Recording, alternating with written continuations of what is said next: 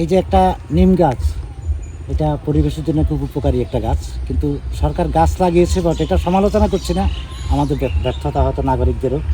এটাকে একটা আগাছা গোটা গাছটাকে মৃতপ্রায় করে ফেলেছে। এটার ভিতরে এখন অবশ্যই বড় সুগন্ধ আছে, আর টোটাল তার যে শিকড় বাকড়ের অস্তিত্ব, এটাতে আমাদের প্রয়োজনীয় নিম গাছটা বাঁচবে না।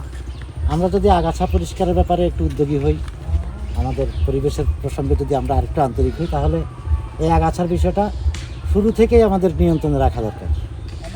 এটা শুধু সরকারের দায়িত্ব তা বলবো না, এটা আমার চোখে পড়লে আমিও করতে পারি, আমারও করা উচিত, সবাই মিলেই করতে হবে।